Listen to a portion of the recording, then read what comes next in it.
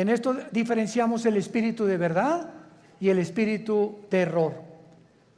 La persona natural, la persona que no tiene a Cristo en su vida, le es locura la información espiritual. En los 43 años, 40 años que tengo predicando la palabra, 43 de convertido, y en todos los, se podría decir, más de 100 debates que he tenido con escépticos, agnósticos, politólogos, ateos, etcétera, etcétera, siempre me he enfrentado, cuando atacan la Biblia, preguntarles si ya la leyeron. Y créanme que casi un 80% de las personas que discuten, agreden o son hostiles a la Biblia o la critican, ni siquiera la han leído. Y cuando te dicen, ya la leí, quiere decir que comenzaron desde el Génesis. Imagínense nada más. La Biblia no se comienza a leer desde el principio, sino desde el Nuevo Testamento. Y te dicen, ya la leí, o sea, leí los 66 libros en 3 o 4 meses, y con eso ya entendieron los secretos de Dios. Qué tremendo, ¿verdad?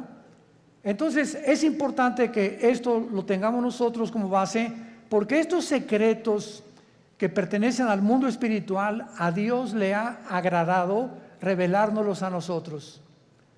Cuando Jesús comenzó a hablar en parábolas, Mateo 13, Marcos capítulo 4, etcétera, etcétera, les dijo a ustedes, a los discípulos, a los que me siguen, les he dado a entender las cosas que estoy contando en las parábolas.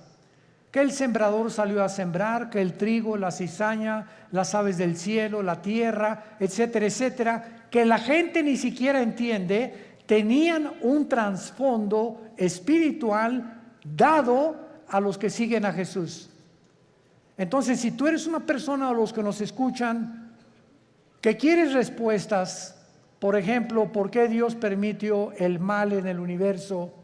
¿Por qué, si Dios sabía que Adán y Eva iban a pecar, por qué los creó sabiendo como omnisciente que es Dios, etcétera, etcétera? No vas a tener respuestas hasta que comiences a seguir a Jesús, porque a Dios no le interesa enriquecer tu conocimiento intelectual, sino cambiar tu vida, transformar tu vida. Entonces les dijo a los discípulos, ustedes que ya me siguen, a ustedes les voy a dar a revelar y a que entiendan, les voy a abrir el entendimiento para que comprendan las cosas que la gente común y corriente, por muy inteligente que sea, no las puede entender. El libro del Apocalipsis, que es el 66º libro de la Biblia, es un libro lleno de símbolos. Y todos estos símbolos que aparecen en el Apocalipsis aparecen en el Antiguo Testamento. Casi la mitad de las citas del Apocalipsis vienen del Antiguo Testamento.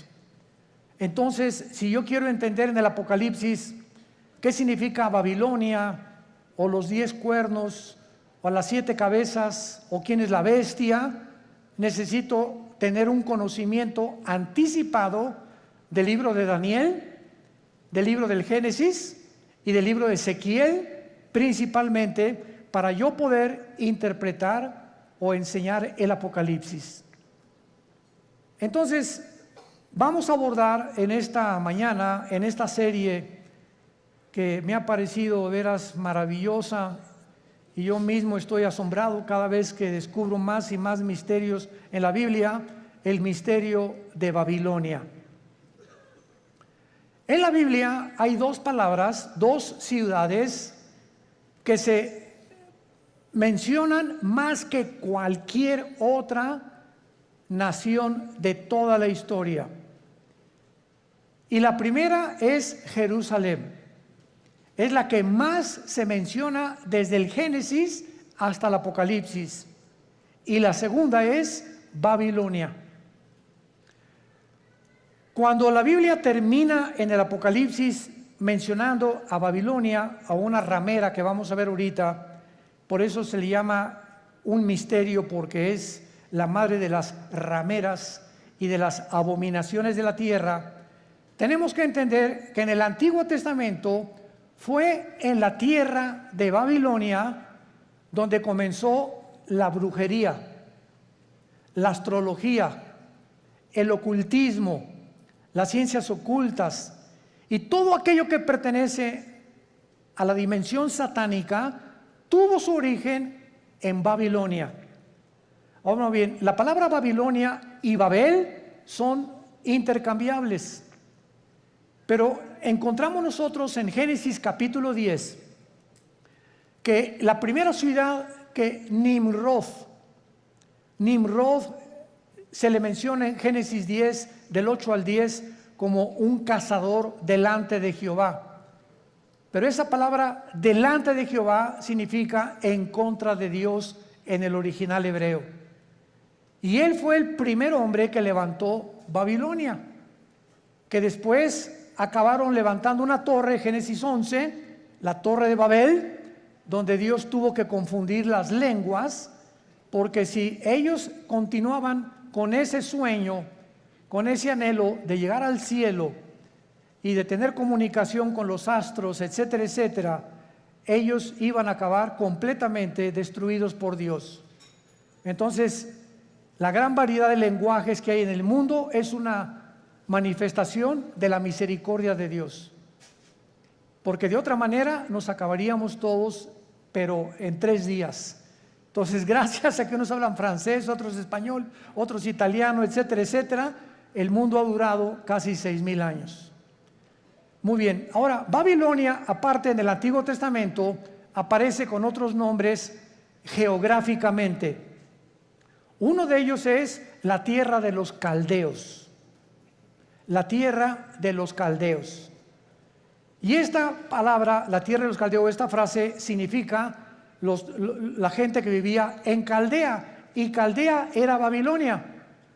Entonces, cuando tú oyes la tierra de los caldeos, es la zona geográfica donde la humanidad se comenzó a levantar en contra de Dios. Y actualmente, geográficamente, se encuentra en la nación de Irak.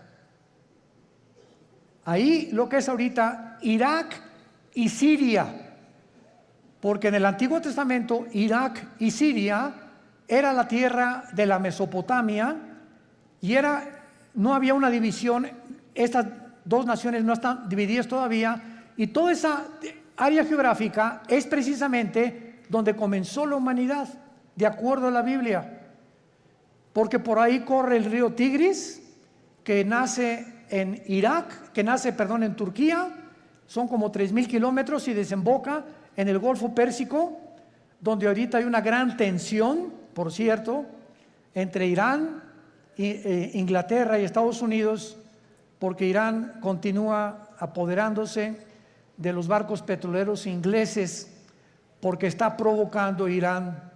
No sé si leen los periódicos, anoche otro escándalo, que no han soltado el barco que capturaron los iraníes en el Golfo Pérsico, el estrecho de Hormuz, que es exactamente junto a Irán, porque ellos quieren una guerra contra Estados Unidos por el grupo Hezbollah terrorista, para que si Estados Unidos actúa a través de la naval y a través de la guerra y viene un enfrentamiento, entonces entraría a la guerra Israel, y bíblicamente los judíos destruirían Elam. Apúntalo, de Enrique, L-A-M. Elam es una franja que está dentro de Irán, junto al Golfo Pérsico, pero es la parte más pegada al Golfo Pérsico, al estrecho de Hormuz. Y ahí en Elam, que pertenece a Irán, es donde se encuentran los reactores nucleares más poderosos de Irán. Ahí están las centrifugadoras del uranio 235, que es el elemento químico para producir la bomba atómica o las bombas nucleares. Entonces, de acuerdo a la Biblia, en el libro de Jeremías y en el libro de Ezequiel, se profetizó hace 2500 años que Elam iba a ser destruido, no Irán, porque Irán va a sobrevivir a la guerra de Ezequiel 38 cuando se una con Rusia y Turquía para destruir Israel, cosa que no lo van a lograr. Entonces, Babilonia significa confusión. Confusión. Otras traducciones la han puesto porque en la Torre de Babel querían ellos tener una puerta para con Dios. Querían que era una puerta al cielo que los iba a comunicar con los dioses. Pero la palabra Babel es básicamente la palabra confusión. Entonces vemos que nosotros, que desde el principio de la humanidad hasta el final de la humanidad, los seres humanos vivirán confundidos sin Dios. Esto es lo interesante de por qué aparece otra vez la palabra confusión al terminar el Apocalipsis, relacionado con las religiones. Porque aquí vamos a encontrar a una mujer, y las mujeres en la Biblia siempre han representado dos cosas espiritualmente nada más.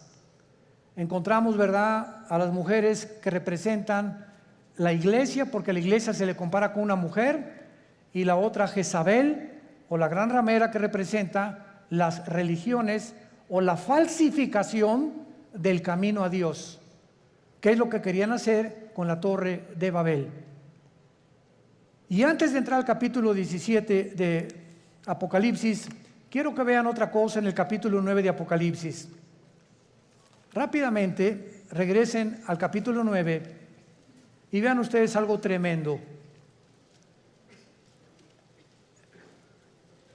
Vemos nosotros en la sexta trompeta, Apocalipsis 9, versículo 13 en adelante, de qué manera se describe en la sexta trompeta uno de los ríos que atraviesan Babilonia. El sexto ángel tocó la trompeta y oí una voz de entre los cuatro cuernos del altar de oro que estaba delante de Dios, diciendo al sexto ángel que tenía la trompeta: desata los cuatro ángeles que están atados junto al gran río Bravo. ¿Eso dice? No, ¿verdad? Junto al Nilo. Tampoco. Qué interesante que hay cuatro principados satánicos ahorita atados junto al río Éufrates, que es el río que atraviesa Irak y Siria y que desemboca en el Golfo Pérsico, donde hay una gran posibilidad que estalle una próxima guerra. En otras palabras, de acuerdo a la Biblia, el área geográfica más endemoniada que hay, más satánica, más que el Teposteco y más que cualquier otro lugar donde hay brujería a la mexicana, es Irak e Irán. Ahí están cuatro principados atados, y dice la Biblia, y fueron desatados, versículo 15, los cuatro ángeles que estaban preparados para la hora, el día, el mes y el año, a fin de matar a la tercera parte de los ángeles. En otras palabras, el mundo que vivimos actualmente está bajo el control de ángeles. Pero no ángeles buenos, ángeles caídos. Y la Biblia nos corre las cortinas y nos muestra que en esta época que estamos viviendo, que ya se va a acabar, vamos a entrar a donde ya los ángeles caídos serán completamente derrotados y entrará Cristo con la iglesia a gobernar el mundo por 1000 años, después la Nueva Jerusalén, después la eternidad. Pero dice Hebreos capítulo 2, Dios no sujetó el mundo venidero a los ángeles. O sea, el mundo que viene después del de nosotros, ya los ángeles no van a tener parte, ahorita sí la tienen. Y esto lo explica el capítulo 10 de Daniel, el capítulo 7 de Daniel, el capítulo 2 de Daniel, Ezequiel capítulo 28, Isaías capítulo 14, etcétera, etcétera, donde cada nación, Grecia, Egipto, los medos, los persas, los romanos, los babilonios, todos tenían ángeles que les decían a los gobernantes lo que tenían que hacer. Y eso el mundo pues no lo sabe, ¿verdad? Por eso se nos manda a orar por nuestro gobierno. porque hay ángeles que están influenciando tremendamente los asuntos del mundo terrenal donde tú y yo vivimos. Muy bien, vayamos pues a Apocalipsis 17 y veamos este conflicto y este misterio que vamos a resolver, que es el primero de Babilonia. Vino entonces uno de los 7 ángeles que tenían las 7 copas y habló conmigo diciéndome: ven acá, te mostraré la sentencia contra la gran ramera, la que está sentada sobre muchas aguas. Brínquense al versículo 18. ¿Quién es la ramera? Y la mujer que has visto es una ciudad. ¿Ven cómo la Biblia se interpreta a sí misma? No es de interpretación privada la Biblia. La misma Biblia se interpreta a sí misma. Y la mujer que has visto es la gran ciudad que reina sobre los dioses de la tierra. O sea, antes de seguir abordando, la Biblia profetiza en este capítulo que vendrá una ciudad que se va a levantar en el mundo religiosa. Y que esta ciudad religiosa está mezclada con la política. Y que al mismo tiempo esta ciudad va a gobernar la política durante 3 años y medio, y la política que va a reiniciarse con el anticristo va a matar a la mujer. O sea, va a incendiar esta ciudad, y entonces los últimos 3 años y medio de la gran tribulación vendrá la persecución del anticristo. Entonces, los primeros 3 años de la tribulación, la persecución es religiosa. Y los últimos 3 años es política. Y esto es interesantísimo, porque la unión de la religión con la política ha sido durante toda la historia. Un ejemplo, para que no se empachen. ¿Cuáles son los 2 poderes que mataron a Cristo? Los 2 espíritus que mataron a Cristo. El espíritu religioso, no fue el espíritu comunista, ni socialista, ni el espíritu ateo, fue el espíritu religioso y el espíritu político. Cuando salió Pilato ante el pueblo, le gritaron los líderes religiosos: crucifícale. El poder religioso, representado por los fariseos, influyó en el poder político de Pilato. Él representaba como procurador, y Pilato se lavó las manos y dijo: es que yo no encuentro ningún mal en este hombre. Y entonces ellos comenzaron a gritarle: crucifícale, crucifícale y entréganos a Barrabás. Porque la costumbre era que cada Pascua se soltara a un preso político. Entonces vemos nosotros cómo el poder político cede a la presión del poder religioso, y entre los 2 se encargan de matar al Mesías del mundo. Y desde entonces, antes y por toda la historia, vemos todos los emperadores con brujos. Siempre los emperadores y los presidentes y los gobernadores siempre han tenido personas del mundo del ocultismo. Dichosos los que se han salvado y han tenido cristianos de consejeros, pero siempre han estado consultando a los brujos, a los astrólogos, a los ocultistas. Los invitan a sesiones espiritistas para que invoquen espíritus, pero la unión entre el mundo religioso del oculto, lo vamos a descubrir. El mundo religioso pertenece al ocultismo. Se van a sorprender de muchas cosas, y por eso es tan satánico, porque es el que controla el gobierno político. Y así ha sido durante toda la historia. Y cuando el anticristo, antes de que él pueda tomar el poder del mundo, va a necesitar, Apocalipsis 13, al falso profeta. ¿Quién es el falso profeta? Va a ser un líder religioso que va a unir a todas las religiones del mundo en una sola.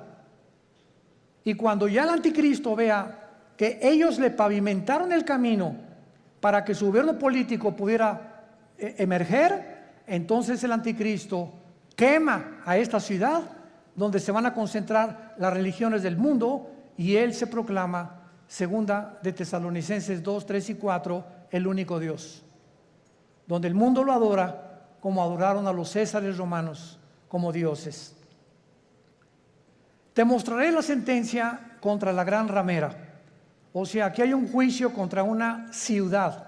Es lo primero que acabamos de despejar esta incógnita. Esta ramera representa a una ciudad que está sentada sobre muchas aguas. Las muchas aguas en la Biblia son las naciones, como lo interpretó el versículo 18. Y dice así, versículo 2, con la cual han fornicado los reyes de la tierra y los moradores de la tierra se han embriagado con el vino de su fornicación. Este ángel viene para enseñarle a Juan un juicio, una sentencia que viene decretada del tribunal cósmico de Dios. Quiero que sepas que voy a juzgar a este sistema religioso. Y es muy importante que a esta ciudad se le da el nombre de ramera. Vamos a explicar esto. La palabra prostitución en la Biblia es una palabra que puede tener un uso apropiado cuando algo lo apropias de la manera correcta o un uso inapropiado. Cuando el sexo se vende o cuando alguien entrega su cuerpo a cambio de algo, se llama prostituirse. Entonces, cualquier persona que tenga relaciones sexuales porque va a recibir ya sea dinero o una mejor posición, o porque el jefe de tu trabajo te invitó a Acapulco porque te va a ser su secretaria particular con el doble de sueldo, tú te estás prostituyendo. Pero no solamente en ese aspecto se puede usar la palabra prostituirse, también se puede usar en el ministerio cristiano. Cuando, por ejemplo, un pastor sabe que un miembro de su iglesia vive en adulterio y viene la esposa y nos dice, mi esposo vive en adulterio, pero resulta que don Pancho, el que vive en adulterio, el gordito rabo verde sinvergüenza, fue el que puso el techo de la iglesia y es el que más diezmos está dando. Entonces, si un pastor, por saber que don Pancho es el que más económicamente está ayudando a la iglesia, y ese pastor no disciplina a don Pancho, ese pastor es un prostituto. Ha prostituido su ministerio, se vendió. ¿Me van siguiendo? Siempre que tú cedes a tus convicciones por dinero o por un interés, te estás vendiendo. En la Biblia es la palabra fornicar. Por eso más adelante dice que esta ciudad ha fornicado, ha tenido relaciones ilícitas con los gobiernos. Y la iglesia no tiene que haber separación entre iglesia y el Estado. La separación gubernamental y políticamente entre la iglesia y el Estado es beneficiosa, es saludable, porque ningún Estado, ningún gobierno puede imponer. Hagan de cuenta que en México surge un presidente cristiano. Este presidente de ninguna manera debería atreverse a imponer el cristianismo en la República Mexicana, porque se coartaría la libertad, porque todos somos libres de manifestar las creencias en las cuales nosotros creemos.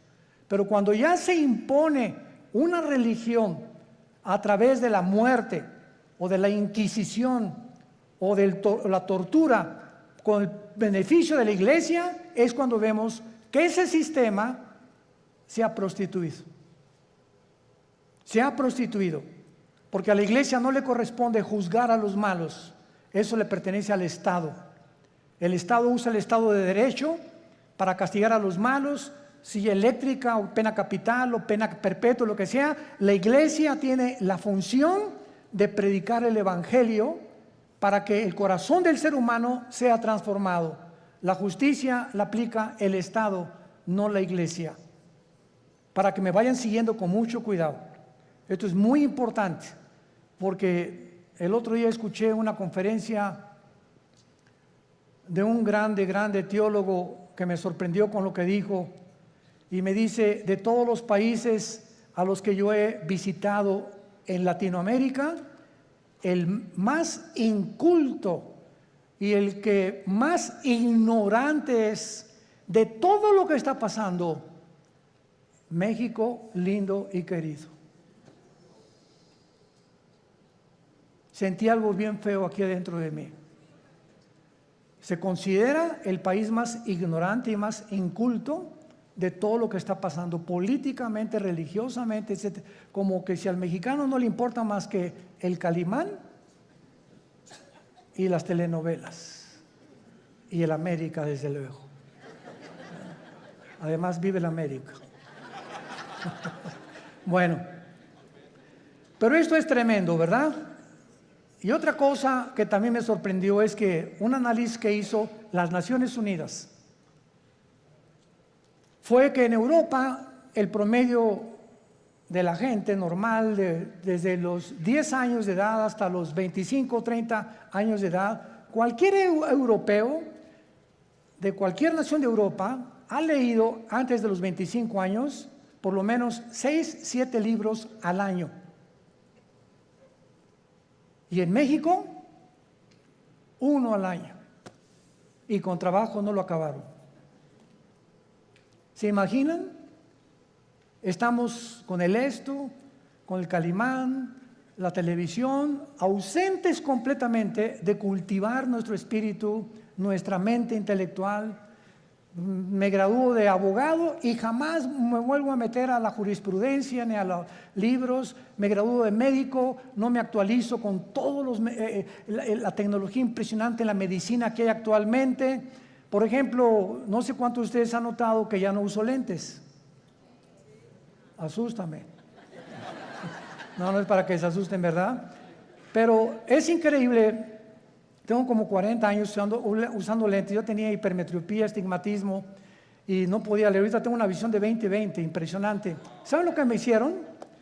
Resulta que ahí en Dallas, Texas, está uno de los médicos oftalmólogos que trajo el rayo láser. Pero a mí no me hicieron nada más el rayo láser, sino que me hicieron 2 implantes de la oftalmología, 2 implantes intraoculares. O sea, me metieron 2 ojos. O 2 lentes, no sé. Y cuando yo le pregunté al oftalmólogo después, duró 16 minutos la cirugía. Primero uno y como al mes me hicieron el otro. Y le dije, bueno, ¿cómo está esta explicación? Y me dice, mira, hay 5 tipos de lentes. El que te metimos a ti se llama ultralight. ¿Qué significa esto? Con un rayo láser te perforamos una incisión milimétrica y por un tubo te metimos un lente envuelto como un taco. Y entró el lente y dentro de tu ojo se abrió como una tortilla. Y entonces se tiene que ir pegando a la parte de atrás, al tejido, y en ese momento, bueno, me dieron un entrenamiento, ¿verdad? Todos los días me dieron que tenía que hacer una pluma así, acercármela a todo, nomás como 50 o 100 veces hasta que ya pudiera ver de cerquita. Ahorita ya no necesito nada, ya puedo ver de lejos, ya la luz casi no me molesta. Pero es impresionante la tecnología de la oftalmología y de todas las demás ramas de la ciencia del siglo XXI. A mi hijo Caleb le hicieron en 7 minutos el láser, nada más que a él no le hicieron cirugía. A él con el puro láser le quitaron los problemas que tenía de la vista con una garantía de 35 años. Ahí me dieron hasta que venga el Señor por nosotros. Pues sí, ya para qué quiero más, ¿verdad? Bueno, pero este es el mundo que estamos viviendo, ¿no? Entonces, están pasando muchas cosas en el mundo y tenemos que estar actualizados, tenemos que estar leyendo revistas, actualizándonos, ¿verdad? Las noticias para saber y enterarnos cómo está la cosa, y tenemos que tener hambre, pero más que nada, hambre de la Biblia. Muy bien. Entonces, la prostitución en este pasaje, la ramera, representa, si lo quieres apuntar, la prostitución de la religión. Cuando la religión se vende Cuando la religión ofrece, dame dinero y tu hijo va a ser sanado, dame dinero y la maldición se irá de tu casa, o manda dinero y vas a recibir a cambio algo, esta religión está negociando la salud y se está prostituyendo.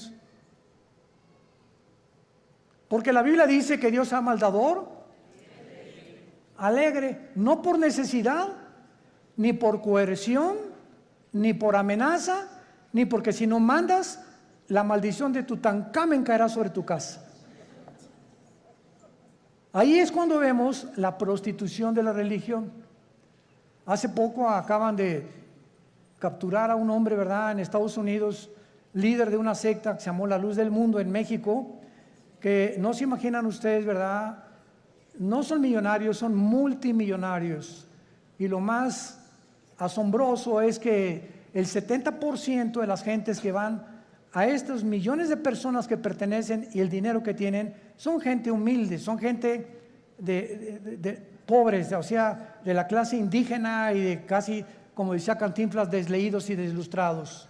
No son muchos profesionistas ni mucho menos. Y estas personas, ¿verdad?, tenían comandos armados. Cuando este hombre viajaba con guardaespaldas, con ametralladoras, etcétera, etcétera, y llegó a convencer a la gente de que él era Dios.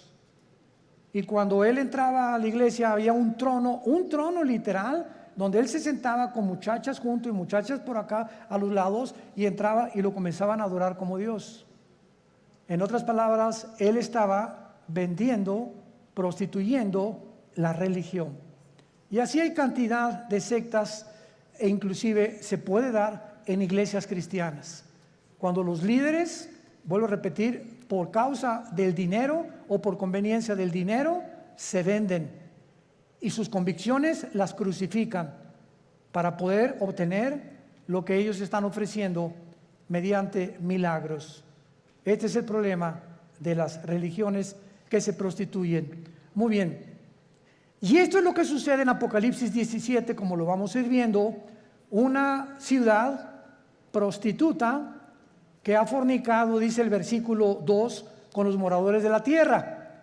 Y más o menos ustedes ya pueden irse dando cuenta de quién estamos hablando.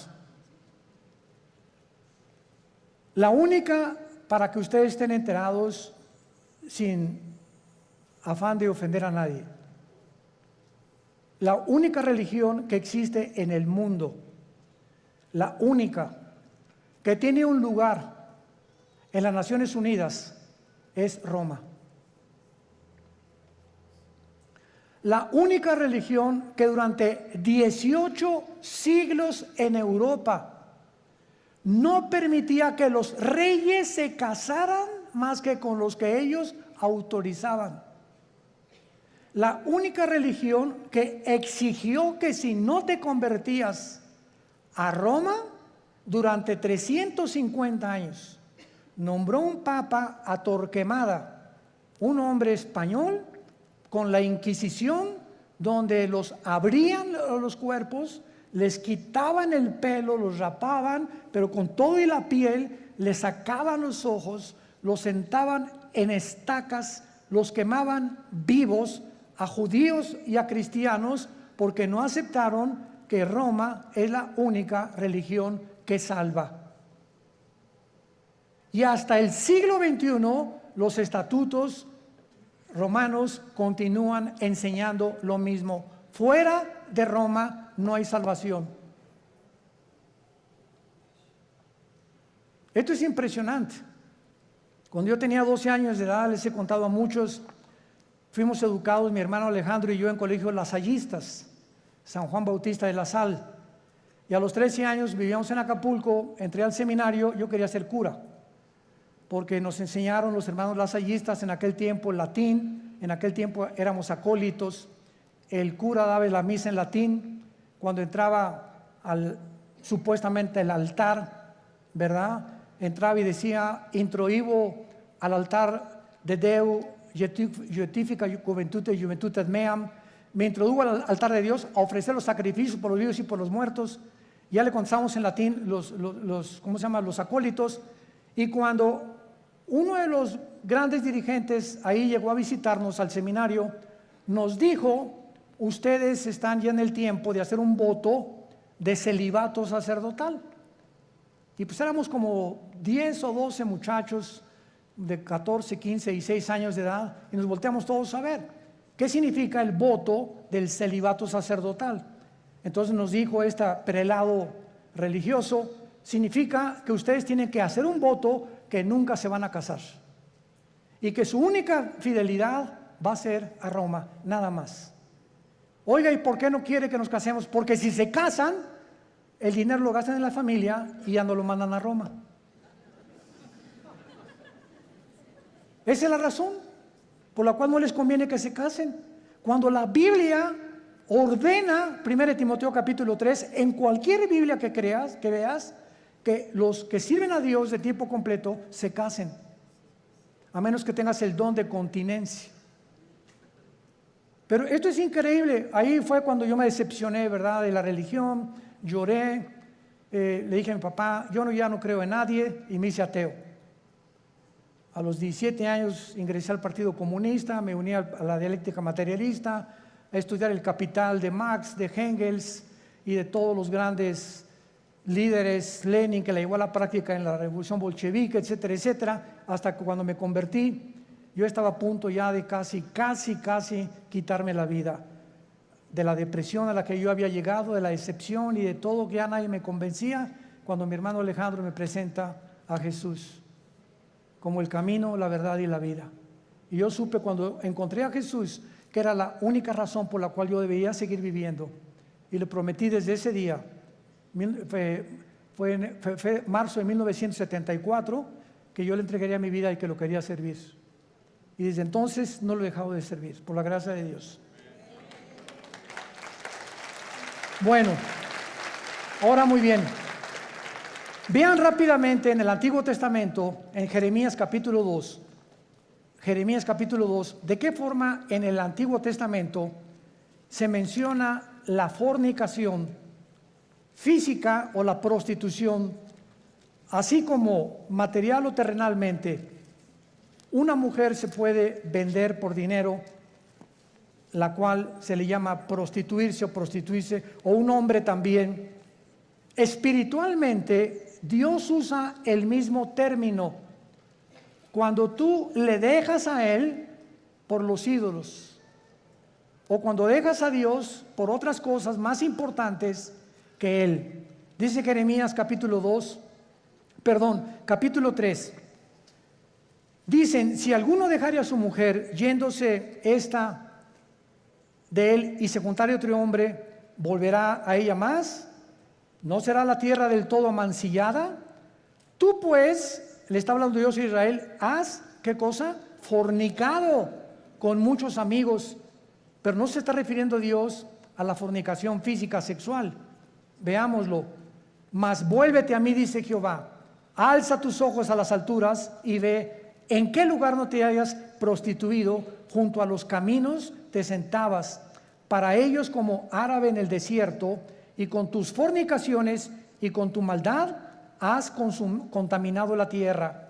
Por esta causa las aguas han sido detenidas y faltó la lluvia tardía, y has tenido frente de ramera y no quisiste tener vergüenza.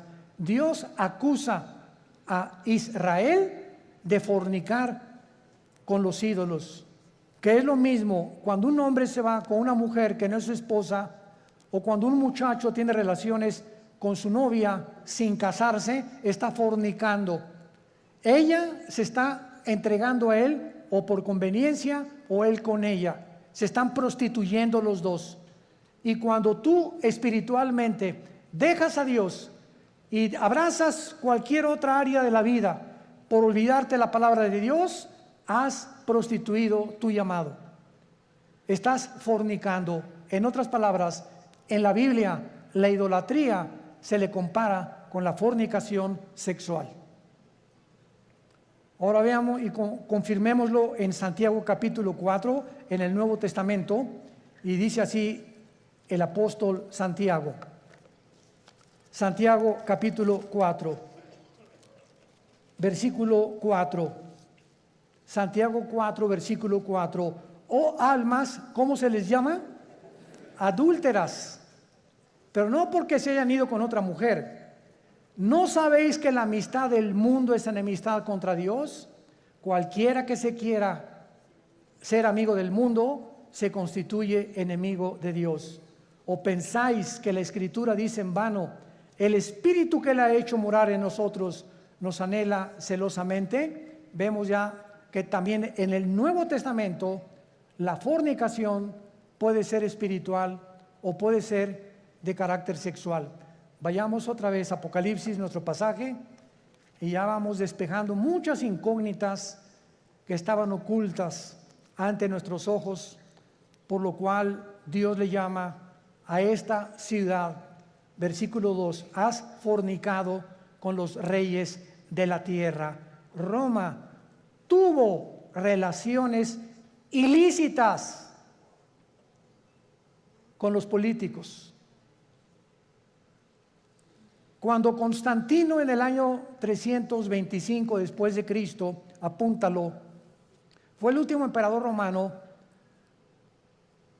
fueron los emperadores los que le hablaron a una persona para darle el título de pontífice. Fue el primer título que se le dio a un dirigente en Roma. La palabra pontífice significa constructor de puentes en el latín. Constructor de puentes, o sea, vamos a nombrar a una persona, síganme con cuidado, que tenga relación con Dios y que nosotros a través de esa persona podamos comunicarnos con Dios. Cuando 350 años antes, la Biblia dice, porque no hay más que un solo mediador, Hechos 4:12, entre Dios y los hombres, Jesucristo. Entonces, Roma toma el lugar de Jesús y dicen que ellos a través actualmente de cualquier cura o cualquier padre te tienes que ir a confesar. Él te da una penitencia de, no sé, 30, 40 veces María o lo que tú quieras decir, y en ese momento tus pecados son perdonados. ¿Qué dice la Biblia? Que no tenemos ya a nadie desde Cristo en nuestros días a quien contarle nuestros pecados más que a Jesucristo, hombre. Primera de Juan 1, 8 y 9. Si confesamos nuestros pecados, Él es fiel y justo para perdonarnos y limpiarnos de toda maldad. ¿Se dan cuenta cómo cuando comenzamos a estudiar se nos comienzan a caer las vendas? Pero cuando el mexicano o el latinoamericano no quiere estudiar y no quiere leer, te puedes quedar 20, 30 años y te encierras en una cárcel de religión. No, yo estoy bien, y ahí tienes enfrente la luz y te niegas a verla, porque puede más tu orgullo religioso que la verdad. Juan capítulo 3, y esta es la condenación, que la luz vino al mundo y los hombres amaron más las tinieblas que la luz, porque sus obras eran malas. Muchos no quieren venir a la luz, no porque no puedan, sino porque no les conviene. Prefieren permanecer en esa cárcel que salir de esa cárcel y servir al Dios vivo y verdadero. Veamos ahora en segundo lugar que dice el versículo 2, que esta relación ilícita que le llama fornicar con los reyes de la tierra, o sea, una relación política religiosa que no debe existir. Los moradores de la tierra se han embriagado con el vino de su fornicación. La palabra embriagarse, ustedes saben, es emborracharse, pero no con tequila herradura, ni con mezcal, sino aquí también se usa en el sentido que la religión embriaga a las personas, las emborracha, les nubla el entendimiento y los convierte en ovejitas con un pastor ciego. Entonces, cuando tú estás en algún movimiento religioso y abundan en el mundo entero y no entiendes, ni lees, ni conoces, sigues como borrego, simplemente porque pues ahí va tu familia, o porque ahí van tus amigos, o porque te cautivó esa persona que se dicen dioses, etcétera, etcétera, estás como borracha. Caes en una trampa tremenda. ¿Se acuerdan de Jim Jones? 1978, que se llevó a 1,000 personas a la Guyana junto a Venezuela. ¿Se acuerdan de David Koresh, que en Waco, Texas, dijo que él era el ángel del Apocalipsis? ¿Se acuerdan de Juan Carlos Miranda, recientemente, que dijo que él era primero el anticristo, pues que era Jesucristo? Y así este señor de la luz del mundo, que dijo que él era también el único que debían de adorarlo, y cuando llevaba en su haber 7 o 4 niñas violadas. ¿Qué le pasa al mundo? Te puedes preguntar, ¿no? O sea, qué fácil somos engañados. Qué fácil es caer en una secta por no estudiar. Mi pueblo pereció porque no tuvo conocimiento. ¿Ven la importancia de prepararnos? Ahora veamos aquí en el versículo 3 que el Espíritu Santo traslada o transporta a Juan a un desierto. Y ahí en el desierto tiene una visión tremenda el apóstol Juan.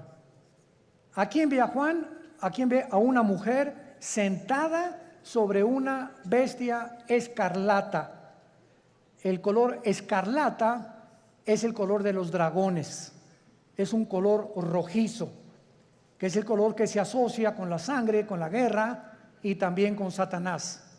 Entonces vemos ahí una mujer sentada o montada sobre una bestia escarlata. Y esta bestia tenía llena de nombres de blasfemia, que tenía 7 cabezas y 10 cuernos. Nuestro paso actualmente ahorita es tratar de descifrar qué significa la mujer sentada sobre esta bestia. Muy bien, esta bestia en el versículo 8 nos da la interpretación. La bestia que has visto era y no es, y está para subir del abismo e ir a perdición. Número 1, esta bestia es el nombre que el Espíritu Santo le da a una imagen o a un principado satánico que ya había existido antes en el mundo. ¿Se acuerdan de los 4 ángeles atados junto al río Éufrates? ¿Quiénes creen ustedes que sean esos 4 ángeles? Porque si estaban atados, no es porque vivían en Disneylandia, ¿verdad? Sino que eran 4 ángeles que ocasionaron un daño tan grande en la historia humana que Dios los encerró y los va a soltar al final de la gran tribulación, cuando nosotros ya no estemos ahí. Pero en el capítulo 10 de Daniel se nos revela que cuando Dios envió un ángel a la tierra para comunicarle a Daniel el futuro de Israel con la profecía de las 70 semanas, otro principado satánico se atravesó y lo interrumpió durante casi 3 semanas, que mientras había una guerra en la dimensión espiritual, Daniel se encontraba en la tierra orando. En esas 3 semanas hubo una guerra espiritual sin que Daniel lo supiera. Y esas oraciones de Daniel hicieron que viniera el ángel y bajara Miguel, el arcángel y comandante en jefe de las huestes de los ángeles buenos de Dios, para que ese ángel fuera librado y llegara a la tierra, a Jerusalén, a Babilonia, y le entregara a Daniel el recado. Y entonces ahí el ángel le dice a Daniel: me detuvo el ángel de Persia. En otras palabras, el principado que estaba gobernando el imperio pérsico, que es el imperio de Irán, porque en 1935 se le cambió de Persia a Irán, era un principado satánico. ¿Y cuáles son los 4 imperios que Daniel menciona? Babilonia, los medos y los persas, los griegos y los romanos. Estos 4 ángeles del Apocalipsis de la 6ª trompeta son los 4 ángeles que estuvieron al frente de los más grandes imperios del pasado y que fueron imperios antisemitas. Y van a volver otra vez a resurgir. Pero aquí hay un ángel que está en el abismo. ¿Qué es el abismo? Muy bien, la Biblia nos habla de que hay prisiones en el centro de la tierra. Una es el infierno. ¿Quién está en el infierno? ¿Tu comadre? ¿Tu tía, tu tío? No sabemos, ¿verdad?